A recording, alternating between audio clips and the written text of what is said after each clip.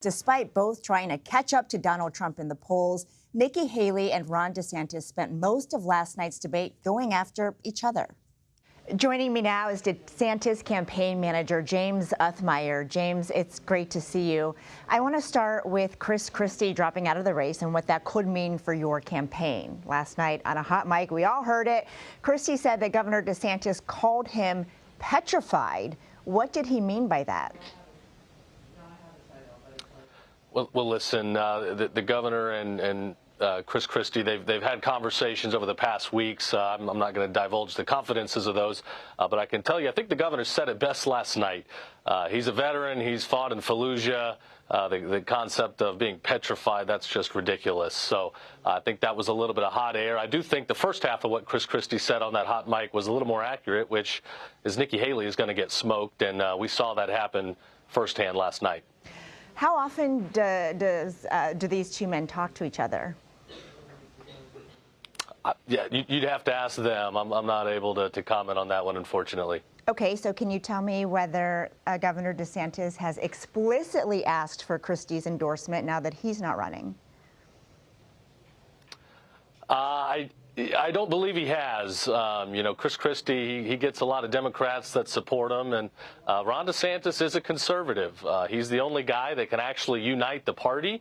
He can connect both people that support Trump, that like the way things were under a Trump administration, but also people that are ready to move on, that are looking forward, that want to see a leader, unlike President Trump, who can actually cut the deficit, who's not going to add $8 trillion to the deficit, somebody that's going to fight for freedom to keep our country open, somebody that's going to secure record-setting tax relief for American families, much like the governor did in Florida. He secured billions in tax relief by cutting gas taxes, taxes on baby clothing, diapers, tolls, you name it. The people of Florida have never been better off economically than they are right now. And what a great thing it would be to take that vision, that proven record, to D.C. and change the lives of Americans. I'm glad you brought up the former president, because I wonder for our audience if you could draw a contrast between DeSantis and Trump. Because while we've heard a couple of lines on the trail, I'm struggling to see how you're trying to paint this very different picture of two candidates. So how are they different?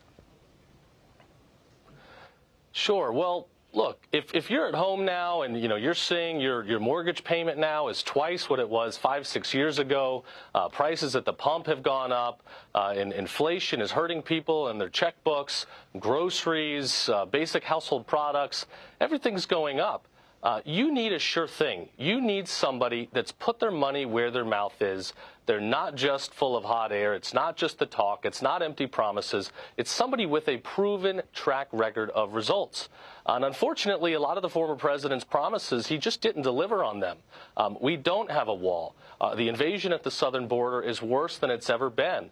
He added almost $8 trillion to the national deficit, more than any president prior to him, including Barack Obama. And he did shut down the government. He did sign a CARES Act that led to millions of dollars towards absentee ballots during COVID, which ultimately led to ballot harvesting and jeopardized the integrity of our election system. So there are a lot of questions, a lot of open ends out there that people are concerned about. Ron DeSantis, on the other hand, he has delivered on 100% of his promises and then some.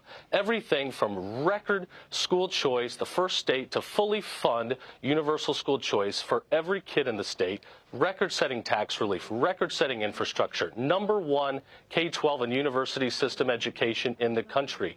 Florida is where it's at because of Governor DeSantis and his policies. And as your president, he will take that same hard work ethic, that same strategy, that same day-to-day operation to D.C. He will find a way to work with Congress. He will be fiscally constrained.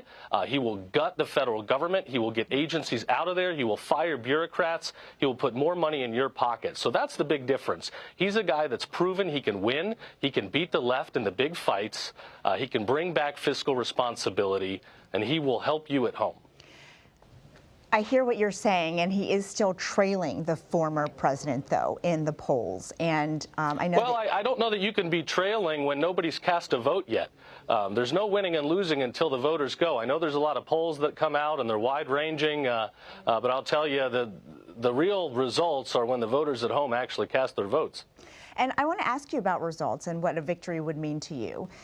How do you define success in Iowa in just a few days? Well, we're going to do a great job. I think we've got a great shot in this state. We've got the largest operation. It's pretty cold here, temperatures in the teens, and it looks like next week that's only going to go down. But when it's 10 below and there's lots of snow, we're ready to go. We've got people in every county. We've got precinct captains across the state. We've got a vast network of people that are working through their Rolodex. They're calling their friends. They're calling their family. They're calling their neighbors. And it's really a get-out-the-vote operation.